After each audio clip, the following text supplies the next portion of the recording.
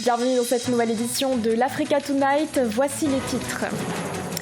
Plus de sorties médiatiques ni d'activités politiques pour l'opposition béninoise. Un silence déconcertant qui n'échappe pas aux observateurs de la vie sociopolitique.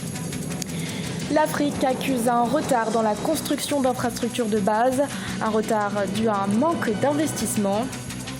Et enfin, qualification du Mali pour la finale de la Coupe d'Afrique des Nations des moins de 23 ans.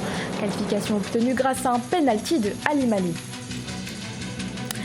Mais tout d'abord, au Cameroun, le Front social-démocrate a exigé une amnistie générale des détenus liés à la crise séparatiste avant leur participation au grand dialogue national proposé par le président Paul Biya. Dans son communiqué, le principal parti de l'opposition a également demandé que ce dialogue soit présidé par une personnalité neutre et non pas par le Premier ministre comme annoncé dans le discours du président Paul Biya. Il y a quelques mois, elle menait des actions quasi quotidiennes. Aujourd'hui, l'opposition béninoise est devenue plus silencieuse. Pas de sortie médiatique ni d'activité politique. Un silence déconcertant qui n'échappe pas aux observateurs de la vie sociopolitique. Reportage de notre correspondant Leftiounou. Que devient l'opposition béninoise? C'est la question que se pose une frange de la population dans les rues de Cotonou et environ. Aucune activité n'indique sa présence sur le terrain. Alors que des échéances électorales de 2020 se rapprochent et que des partis politiques affûtent leurs âmes, l'opposition béninoise semble plongée dans une léthargie. Nous travaillons, c'est vrai que ce n'est pas perçu. Nous faisons le travail et nous participons au sein du peuple béninois à sa préparation pour se défaire de cette dictature. Face à ce mutisme de l'opposition, des formations de jeunes se mobilisent à l'instar du mouvement populaire de libération MPL qui a été porté sur les fonds baptismaux jeudi 12 septembre 2019. Objectif, reprendre le flambeau de la sauvegarde de la démocratie. Un mouvement politique qui puise ses fondements des idéaux de base de l'initiative de Niki créée le 9 septembre 2018. Tout semble calme, mais ce calme il est précaire. La situation ne s'est pas améliorée. Nous avons besoin qu'on aille à nouveau à des élections législatives de façon plus inclusive pour redonner au peuple son droit de vote, son droit de choisir. Pour ceux-là qui aujourd'hui pensent que tout est perdu, c'est faux. C'est maintenant que tout va recommencer. À quelques mois des élections municipales, communales et locales de 2020, aucun parti de l'opposition n'est encore entré en possession de son certificat de conformité. Le Parlement a été invité à revoir la charte des partis politiques et le nouveau code électoral qui ont conduit à l'exclusion de l'opposition aux élections législatives du 28 avril 2019. Le Haut Conseil des Togolais de l'extérieur a élu ses 77 membres ce 11 septembre. Des délégués qui couvrent 4 zones géographiques, dont 45 en Afrique. Ces responsables ont déjà un objectif bien défini, faire du Haut Conseil des Togolais de l'extérieur un organe apolitique. Reportage de notre envoyé spécial, Aimé Fakofi. Le Togo dispose depuis le 11 septembre de 77 délégués au Haut Conseil des Togolais de l'extérieur. Élus pour un mandat de 3 ans, ils sont répartis sur plusieurs zones, à savoir 45 en Afrique, 6 en Amérique, 7 en Asie et Océanie et 19 en Europe. Sur 164 568 inscrits, 151 181 ont voté pour un taux de participation de 91,87%. Personnellement, en tant que président, je trouve cette approche innovante de vote électronique qui est la première du genre.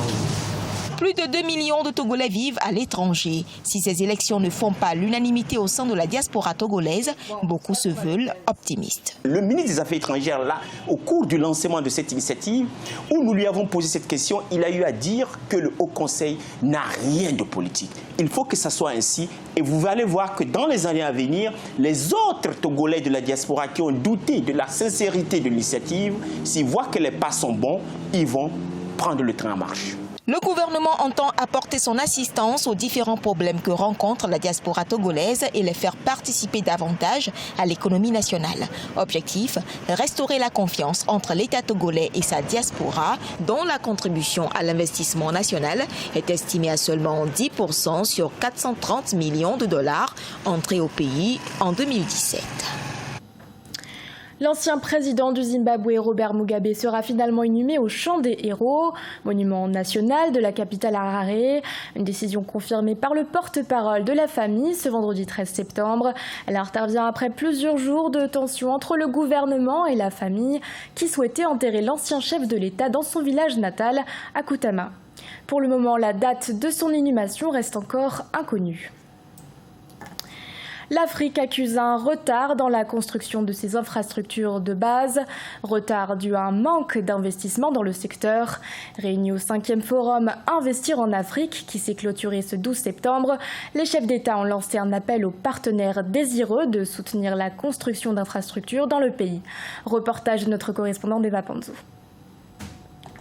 Les infrastructures de base représentent le fondement du développement de l'Afrique. Le continent accuse un retard dans la construction des infrastructures à cause des investissements limités dans le secteur. Ainsi, certains chefs d'État ont invité les partenaires financiers à accompagner la construction des infrastructures de base. Donc si les partenaires doivent nous accompagner, qu'ils nous accompagnent d'abord sur l'infrastructure de base. Les routes, les chemins de fer, l'électricité, les ports, les aéroports, voilà d'abord les fondements du développement. Ensuite, nous aurons les services et ça, c'est aussi la participation du secteur privé. L'Afrique peut compter sur son partenaire stratégique, la Chine, dont les engagements en faveur des infrastructures se sont élevés à 21 milliards de dollars en 2015. Cette vision de prioriser la construction des infrastructures est aussi soutenue par l'Union africaine. L'Union africaine s'attelle à l'accélération du continent, à la mise en œuvre des projets phares avec un accent sur les infrastructures, l'énergie, le numérique et l'amélioration du climat des affaires et des investissements. Elle travaille à renforcer les cadres de dialogue public-privé, axé sur l'action pour la formulation des politiques publiques efficaces et soutenables. Selon le programme de développement des infrastructures en Afrique, les besoins financiers sont estimés à 11 391 527 dollars. Ce montant inclut le coût du panel d'experts, des ateliers sectoriels de consultation au niveau régional et la mise en place d'une base de données d'infrastructures. Dajopen, c'est le nom de l'initiative kenyane chargée de recycler les déchets organiques pour dynamiser les sols et les récoltes. Lancé en 2009, Dajopen produit des engrais qui sont de plus en plus demandés, notamment en raison de la dégradation des sols, un fléau causé entre autres par le changement climatique. Solène Duplessis. Chaque jour, des déchets organiques collectés sur le marché municipal de Kitale sont déversés sur ce chantier situé dans la région de la vallée du Rift au Kenya. Les fruits et légumes en décomposition serviront de matière première pour produire du fumier de compost. Une initiative baptisée Dajopen, lancée en 2009. Son objectif, recycler les déchets organiques générés dans la ville afin d'améliorer la qualité du sol dans les exploitations agricoles. Après s'être décomposé pendant 4 à 6 semaines, le compost est prêt et ensuite nous le retirons. Puis nous ajoutons du calcium provenant de coquilles d'œufs broyées. Ensuite, nous le tamisons et après tamisage, nous le conditionnons dans des sacs prêts à la vente. La ville agricole de Kitale est en effet confrontée à la dégradation des sols qui deviennent de plus en plus acides en raison du manque de matière organique. Un fléau aggravé notamment par le changement climatique, la désertification ou encore l'utilisation excessive d'engrais. L'agriculture biologique résoudra vraiment beaucoup de problèmes concernant le carbone organique, car la matière organique est la source de tous les éléments nutritifs et elle est également capable de réguler le pH du sol. Une fois que nous aurons bien traité notre matière organique, l'acidité du sol ne sera plus un problème. La dégradation des sols est un véritable fléau qui touche environ 180 millions de personnes en Afrique subsaharienne, leur coûtant 68 milliards de dollars par an. Les engrais de la société Dajopen sont de plus en plus demandés au Kenya. Son fondateur envisage d'ailleurs d'agrandir son usine de traitement. Toujours dans l'actualité, près de 1000 personnes ont manifesté à Walvis Bay contre l'exploitation des mines de phosphate. Les manifestants demandent au gouvernement de ne pas accorder un certificat de conformité aux normes environnementales à des sociétés minières. Une pétition devrait être remise au cabinet du Premier ministre dans les prochains jours. Les Aigles du Mali se sont qualifiés pour la phase finale de la Coupe d'Afrique des Nations des moins de 23 ans. Victoire obtenue face aux Lionceaux de l'Atlas grâce à un penalty de Ali Malé. Reportage de notre correspondant Mokhtar Bari.